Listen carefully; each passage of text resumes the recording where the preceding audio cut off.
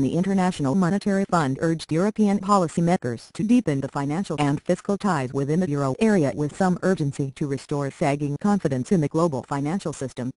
In its annual check on the world's financial health, the fund said the euro area's debt crisis was the main threat and the risks to global financial stability had risen in the last 6 months, leaving confidence very fragile. The euro area's plodding progress means European banks are likely to offload $2.8 trillion in assets over 2 years to cut their risk exposure. Thank you for trying verbose. This recording will go away once the product has been purchased. Increase of $200 billion from a prediction 6 months ago, the IMF estimated. That could shrink credit supply in the periphery by 9% by the end of 2013, crimping economic growth. Despite many important steps already taken by policymakers, this agenda remains critically incomplete, exposing the euro area to a downward spiral of capital flight, breakup fears and economic decline, the IMF said in its Global Financial Stability Report (GFSR) released on Wednesday. Jose Viñals, director of the IMF's Monetary and Capital Markets Department and the main author of the Financial Stability Report, thank you for trying verbose. This recording will go away once the product has been purchased. Said Europe's troubles should serve as a lesson to the heavily indebted United States and Japan that delaying the necessary policy adjustments until markets force their hands would lead to harsher economic outcomes. We should not let the current market conditions, which have improved, lead to a false sense of security, Viñals said in a press briefing. The report adds to the gloomy backdrop ahead of the IMF's annual meeting to be held in Tokyo later this week. On Tuesday, the fund said the global economic slowdown was worsening as it cut its growth. Thank you for trying verbose. This recording will go away once the product has been purchased.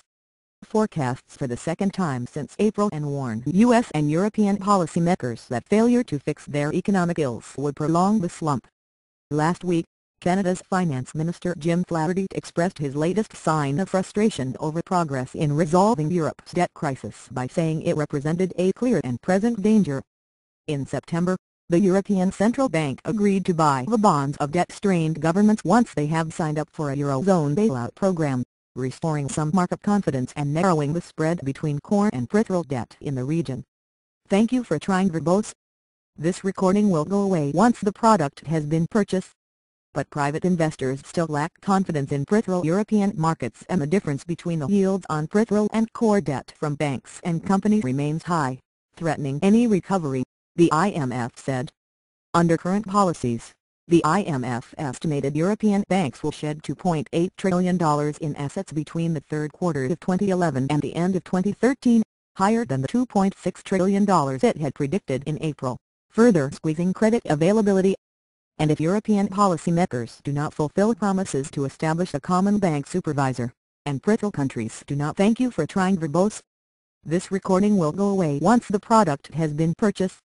Follow through with adjustment programs, the costs could be even higher, with $4.5 trillion in lost assets, and additional impacts on employment and investment.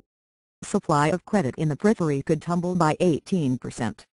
Risks from the Eurozone could also spill into emerging markets, where growth is already slowing. Countries in Central and Eastern Europe are the most vulnerable to financial shocks, given their exposure to the Eurozone and their own entrenched external debts, the report said. And while the United States and Japan have benefited from safe haven flows away from thank you for trying verbose. This recording will go away once the product has been purchased. The Eurozone, the IMF said both countries need to do more to reduce their fiscal burdens in the medium term. The U.S. faces the so-called fiscal cliff, government spending cuts and tax rises due to take effect early in 2013. Japan is carrying the biggest public debt burden among leading industrialized nations at twice the size of its $5 trillion economy at a time when its social welfare spending is under constant pressure from a rapidly aging population. The choice today is between making the necessary but tough policy and political decisions. Thank you for trying verbose. This recording will go away once the product has been purchased. Or delaying them, once more, in the false hope that time is on our side, Viñals said. It is not.